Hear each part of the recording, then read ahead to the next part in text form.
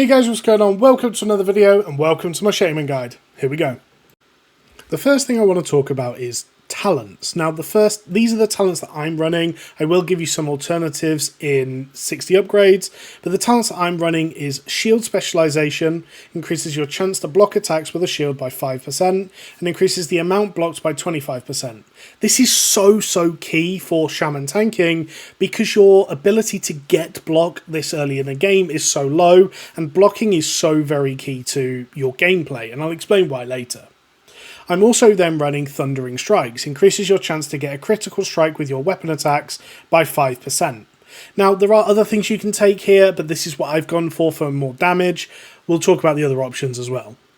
I've then gone for Enhancing Totems, which increases the effect of your Strength of Earth and Grace of Air totems by 15%. Now we don't have Grace of Air totem, so it's just Strength of Earth, and it takes it from 20 to 23, which is, it's okay. Anticipation increases your chance to dodge by an additional 3%. We've obviously only running 3 points in this, which is literally just to get us down to the next level, which is Flurry. Increases your attack speed by 10% for your next 3 swings after dealing a critical strike. Now, again, there are other things you can go, so let's just switch to 60 upgrades. So here we can go over a little bit more different talent choices and things like that. So I would say that shield specialization for a Shaman tank is just mandatory. Getting that extra 5% shield block is crazy because of the interactions with shield mastery. Now, you have a couple of different choices here. You basically want to get down to the next tier. What I was running originally was Stone Skin Totem and 3 points into Ancestral Knowledge, 5 points in Anticipation, and 1 point in Toughness. I would argue this is the tankiest possible build you can go, with Stone Skin Totem reducing the damage you're taking, maximum amount of avoidance, and even a little bit more armor. What I would say is this felt very unnecessary for tanking anything in the game. There's nothing that's going to hit you hard enough, so what I then decided to go for is a little bit more damage. If you don't like the idea of going for Thundering Strikes and Flurry, using Strength of Earth is probably pretty big for your group, so I would suggest always taking Enhancing Totems. So my build would probably look something like this if I didn't want to take Flurry, with the rest of the points going into Anticipation. You have a lot you can play around with. The talents that I deem almost mandatory are Shield Specialization and Enhancing Totems, because of the benefit they bring to you and the group. Now let's talk runes. You are pretty locked into which runes you use as a Shaman tank. Shield Mastery is pretty much your only option of the 4, and each time you block, hence why we need so much block value, or block chance, sorry, you regenerate mana equal to 8% of your maximum mana, and you gain armor equal to 30% of your shield's armor value, stacking up to 5 times. You also always gain 10% increased chance to block, and 15% increased block value. Now, just to give you an idea, my shield in game gives me 725 armor. So 725, doing some quick math there, gives me, my shield alone gives me a total of 1812.5 armor. That's insane. That is absolutely absurd, the amount of armor it gives. At 1500 armor with nothing else, I'm gaining 38.2%. And I'm gaining more armor from literally just my shield than that. So you can see just how absurd that is. The other benefit to this is it also gives you the block value, so you're blocking more with each hit as well, which is kind of huge. Your leg rune then, you, again, don't really have an option. Way of Earth is almost your only option because of the increased threat, health, damage reduction, chance to be crit, and a taunt. You just have to have Way of Earth. So, while Rockbiter is active on your main hand weapon, you deal 50% increased threat, gain 30% increased health, take 10% reduced damage, gain 6% reduced chance to be critically hit by melee attacks, and Earthshock taunts targets to you, and has a separate cooldown, but requires you to be in melee. All in all, this is just mandatory. You have to go Way of Earth, it's so strong. Just to note, Rockbiter is only a 5-minute duration, so make sure you keep that up, because it can be kind of rough otherwise. Now, here is the first one where you actually have a choice of what you play. Now, for me, you're never going to take Lava Lash because you need a dual wield, so that's out of the question. Lava Burst is a cast, and because of the way Spell Pushback works in Classic, you're never going to get this off against a boss that's actually hitting you regularly, and you can't block while casting, which leaves Molten Blast and Water Shield. And it's very simple. Water Shield you take on single target fights, Molten Blast you take on any situation where you need to cleave. You actually don't need Molten Blast to hold aggro single target, and we'll talk about like gameplay and rotation and things in a bit, but you don't need this for single target, so what I would suggest is, as I said, Water Shield single target, Molten Blast for AoE. Now let's talk stats. Now, you have a couple of different options of how you play your Shaman, of course. You can go for that really high melee attack power, which scales your Molten Blast and will do insane damage in dungeons. You can go full stamina and be a very protective tank. That'll be stamina armor. And you can go for some sort of hybrid. I went very, very, very hard on stamina early on, purely because of the way I was expecting the raid to go. I thought the tankier I am, the better it is. This is my gear currently of what I've got. Like I said, I've not necessarily got BiS by any means.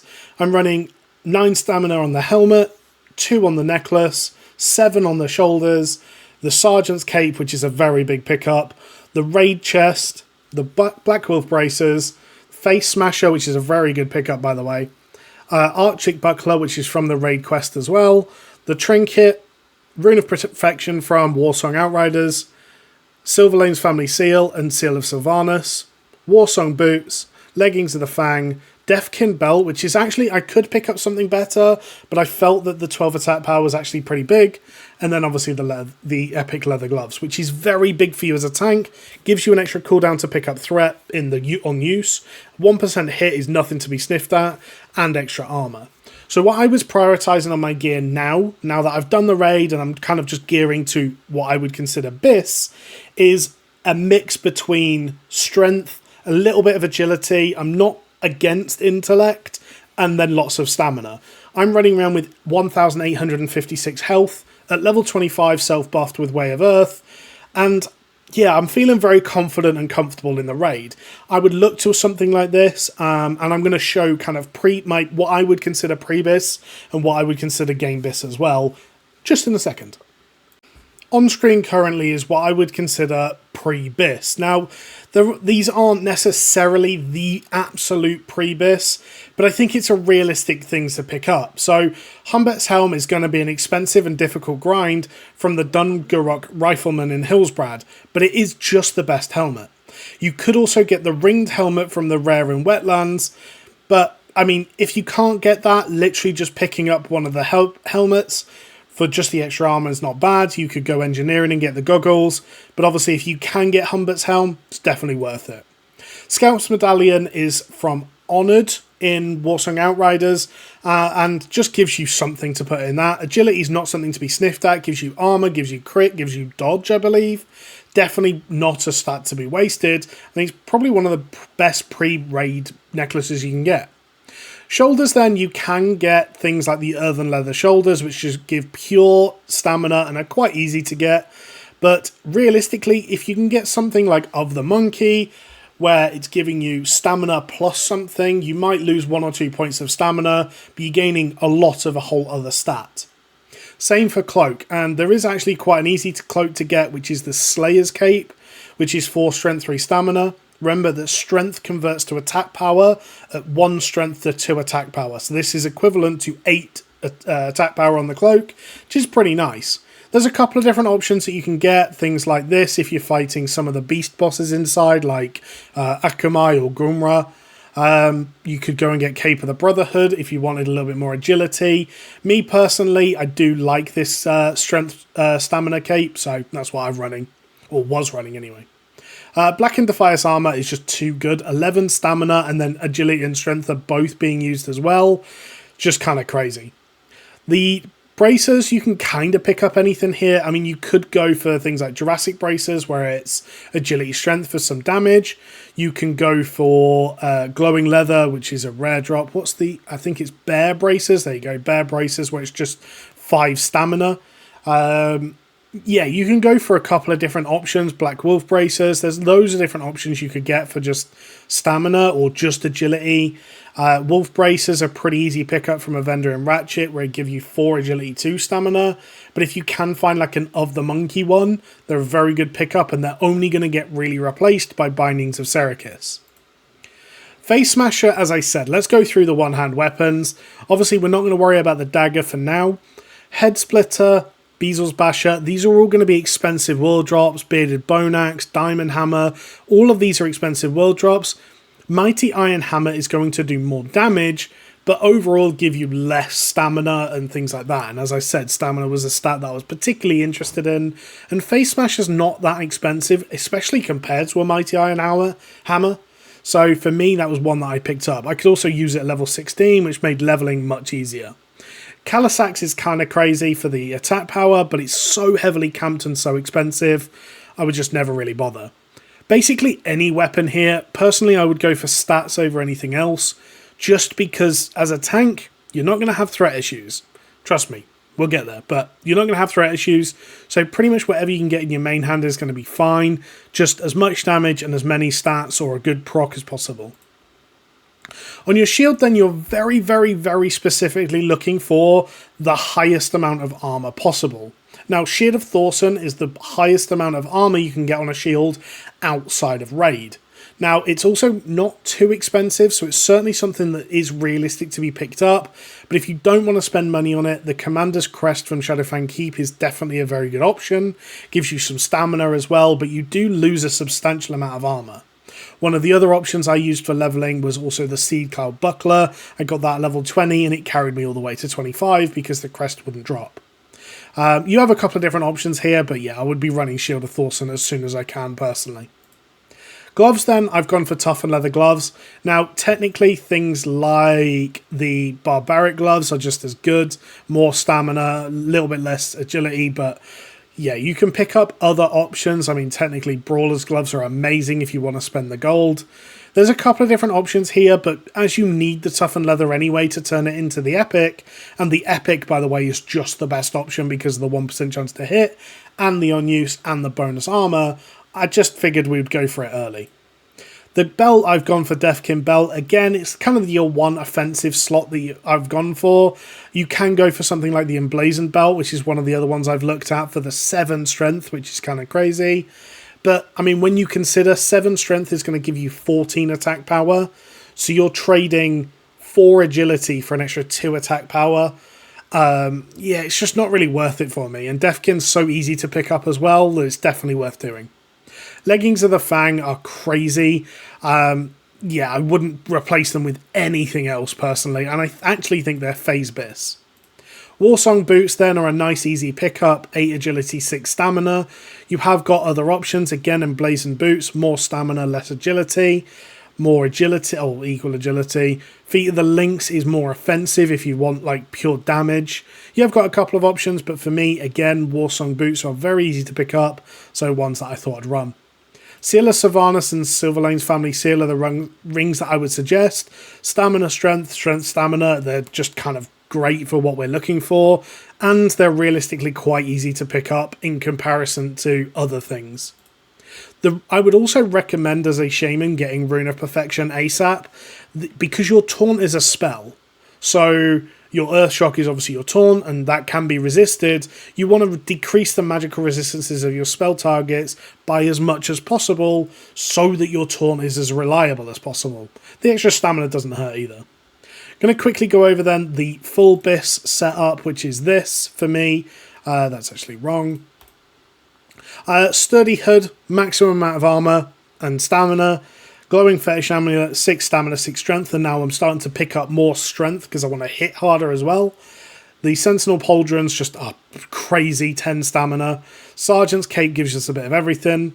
The Hydra Hide Cuirass gives us every stat that we could want, and armor. Bindings of Serikis, extra armor, strength, stamina. Axe of the Enforcer, high damage, strength, stamina. You can see a pattern here. Highest armor shield in the game in the Ancient Arctic Buckler.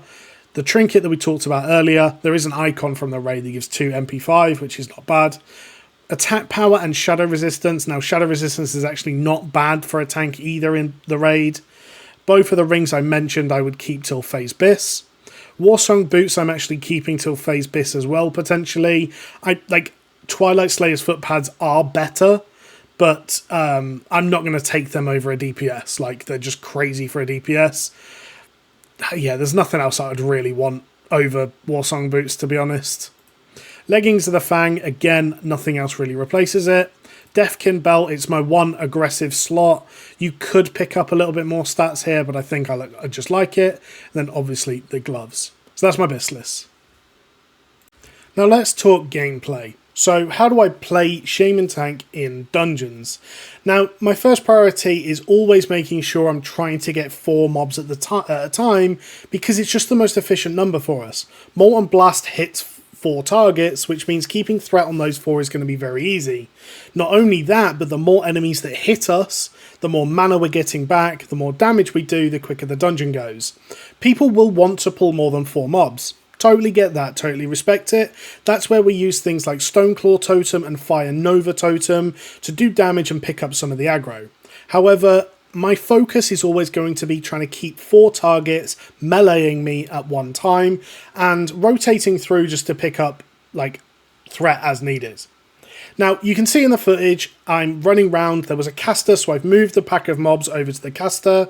You could see there that my shield mastery stacked up to 5, I'm getting loads of mana regenerated, and you can see I'm absolutely pumping at the moment. Now, don't get me wrong, please don't think that I'm trying to big this up. I'm level 25 in a Wailing Caverns, and not everyone else in the group is 25. So yes, I'm absolutely going to do more damage, but you can just see the extent of what Shaman is able to do.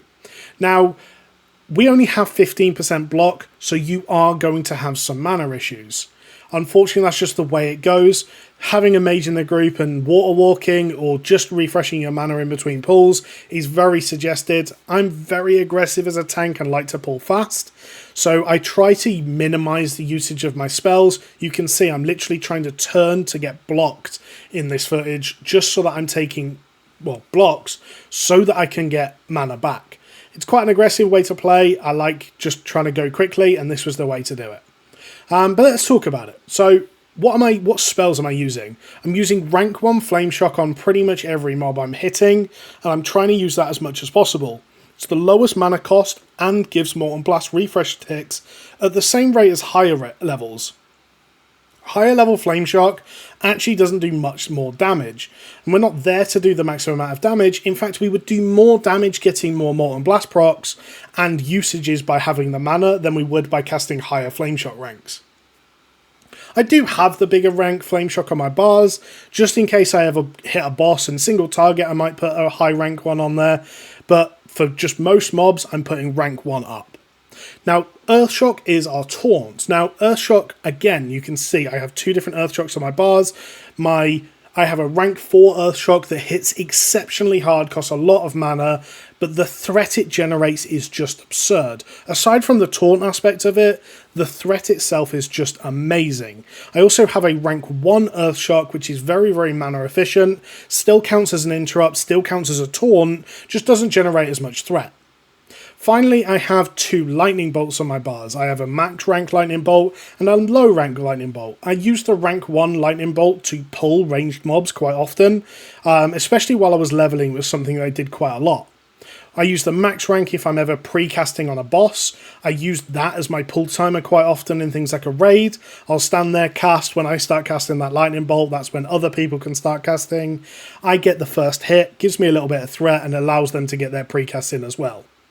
So, and then Molten Blast. Molten Blast is a cone in front of you, and it's not the greatest spell to try and aim. It doesn't have an animation, which makes it very difficult to understand sometimes where it's actually going to hit. But as you play more and more with it, you'll get used to it. Typically, it's going to hit melee in front of you in a 45-degree cone, really. It's not very big and can be quite difficult to aim, like I said. Now, Lightning Shield. I think it's a bait. Okay, and not like some other people disagree with me, but putting Lightning Shield up in a dungeon between every pack, you're going to run out of mana so unbelievably quickly. So for me personally, I only ever use Lightning Shield if I know that I'm going to pull more than 4 mobs. The reason for this is because as they hit me and I'm generating threat off that Lightning Shield, I'm not worrying about trying to pick threat up on that target. I can keep moving to the next. So it is something that I do use occasionally, but I try not to use it very often because it's very, very mana expensive. Again, in single target and on raids, I actually use Water Shield anyway, so we're just not using Lightning Shield in those situations.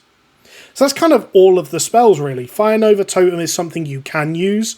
Once again, it's going to burn through your mana quite quickly, and this is one of the disadvantages with Shamans, is that they do struggle on mana. Now, let's talk totems. I purely run Strength of Earth Totem right now, and I very rarely drop it on anything but bosses in dungeons. Searing Totem, I'll drop it if I've got nothing else to press. It's quite a mana efficient damage ability, but it's just not something that I really think about pressing in dungeons, I'll be honest with you. If you want to be truly optimal, you can drop it on every single boss. You could probably drop it on every pack if you wanted to, but it's going to, again, slow your group down because you're going to have to get mana in between pulls. Now, one thing that I really don't like about Shamans, and hopefully they end up changing, is Rock Biter duration. It's currently 5 minutes long, and if it falls off, your threat falls through the floor. You're so reliant on Molten Blast anyway, and your mana is an issue. Your auto attacks actually generates a lot of your mana. So you really got to make sure that if it does fall off, you're going to be generating so much less threat. Overall, you can see I'm not really struggling for threat at all. Like I said, you do a lot of damage, and I've not had any threat issues other than mages. Mages can pull threat on you, but that's just the way of it.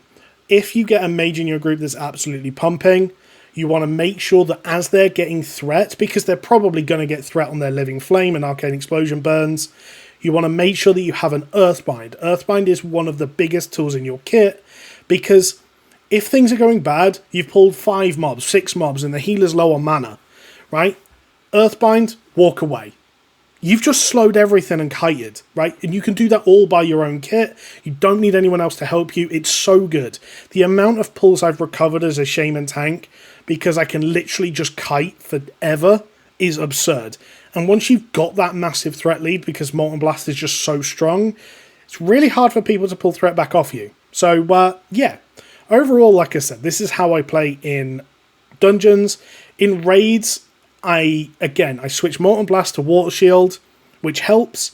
I don't worry about keeping Flame Shock up so much, and the reason for that is because it costs a lot of mana. You're not necessarily going to get very much mana back in a fight in a raid, so quite often it will be rank 1 Earth Shocks.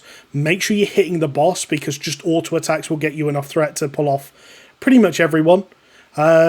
And yeah, so the only things that really change is the fact that you're going to be using Water Shield. And if you are using Water Shield, the second it falls off, just replay it. Like, it has to be your highest priority because it's going to be a massive source of your mana. So that's kind of a gameplay perspective of Shaman Tank. If there's anything you're not sure about, let me know. One of the things that I don't tend to use now, but I did early on, was Stone Skin Totem. It does help reduce your damage taken, and it is something that if you're low geared will probably help. But it's not really necessary. So yeah, that's my Shaman guide. I've kind of lots of information. It's probably going to be a long video, actually. I hope it helps. If you have any questions, please leave them in the comments. Anything I can do to help, please let me know. I know this is only for phase 1, and it's going to be a short phase, and this is going to be all irrelevant at the end of the phase. I totally get that. But I'm going to be trying to keep this up to date for the different phases. I'm going to try and do an enhanced DPS one as well, because we've just hit some 99s, 100s, baby, in the raid. So, yeah, that's all to come. Like, comment, subscribe, all that good stuff. Anything else, let me know. Thanks for watching. Bye.